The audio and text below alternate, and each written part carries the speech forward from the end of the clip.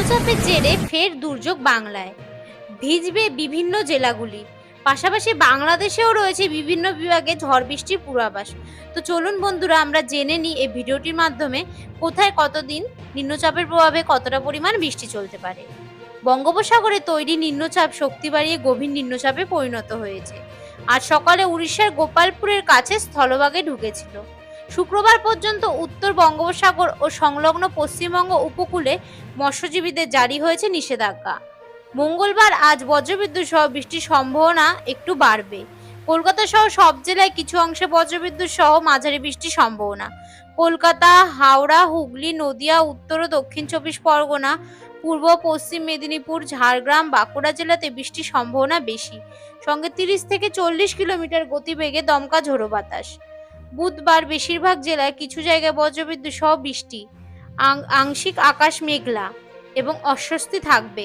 মুর্শিদাবাদ, নদিয়া, উত্তর ও দক্ষিণ 24 পরগনা, হাওড়া, পূর্ব পশ্চিম মেদিনীপুর এবং বাঁকুড়া ও ঝাড়গ্রাম জেলাতে বজ্রবিদ্যুৎ সহ বৃষ্টির পূর্বাভাস। বৃহস্পতিবার ভারী বৃষ্টি হবে দক্ষিণ 24 পরগনাতে। বিক্ষিপ্তভাবে বজ্রবিদ্যুৎ সহ বৃষ্টির সম্ভাবনা থাকবে সব জেলার কিছু কিছু অংশে। সঙ্গে 30 থেকে 40 কিলোমিটার গতিবেগে দমকা ঝোড়ো বাতাস বইবে। শুক্রবার মুর্শিদাবাদ, নদিয়া, উত্তর ও দক্ষিণ 24 পরগনা এবং পূর্ব বর্ধমান জেলাতে ভারী বৃষ্টির আশঙ্কা। বিক্ষিপ্তভাবে বজ্রবিদ্যুৎ সহ বৃষ্টির সম্ভাবনা থাকবে সব জেলারই কিছু কিছু অংশে।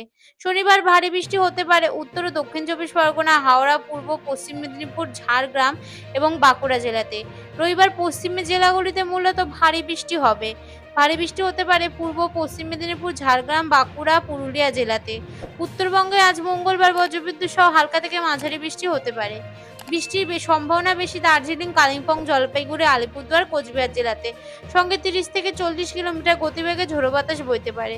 বুধবার ভারী বৃষ্টির সম্ভাবনা জলপাইগুড়ি, আলিপুরদুয়ার এবং কালিম্পং জেলাতে।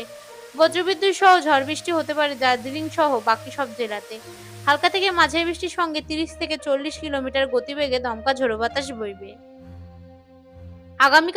আগামী বৃহস্পতিবার ও শুক্রবার ভারী বৃষ্টির সম্ভাবনা দুই জেলাতে। জলপাইগুড়ি ও আলিপুরদুয়ার জেলাতে বিক্ষিপ্তভাবে ভারী বৃষ্টি।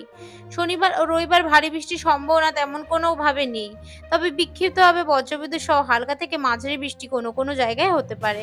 আজও কাল বৃষ্টির সম্ভাবনা বেশি থাকবে শহরে। মূলত মেঘলা আকাশ, বাতাসে জলীয় বাষ্পের পরিমাণ বেশি, আর্দ্রতাজনিত অস্বস্তি থাকবে।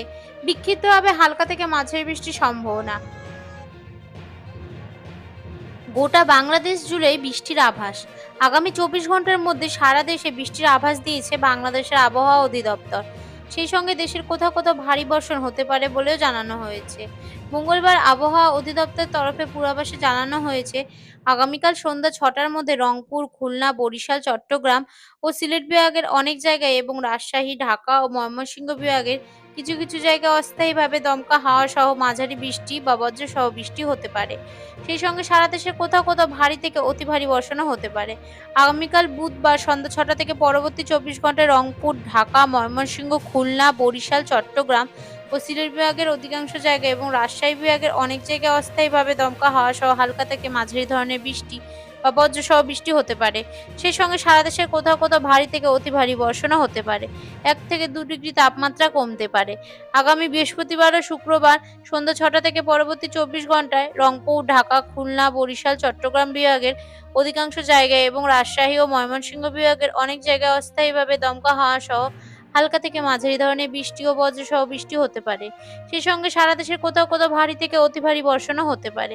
আগামী শনিবার সন্ধ্যা 6টা থেকে পরবর্তী 24 ঘন্টায় রংপুর, ময়মনসিংহ, বরিশাল ও চট্টগ্রাম ও সিলেট বিভাগের অধিকাংশ জায়গায় এবং রাজশাহী, ঢাকা, খুলনা বিভাগের অনেক জায়গায় মাঝারি থেকে ভারী ধরনের বর্ষণ হতে পারে। সারা দেশে দিন ও রাতে তাপমাত্রা সামান্য বাড়তে পারে। এছাড়া আগামী 5 দিনের শেষের দিকে বৃষ্টিপাতের প্রবণতা কিছুটা কমতে পারে বলে জানানো হয়েছে বাংলাদেশের আবহাওয়া অধিদপ্তরের তরফ থেকে।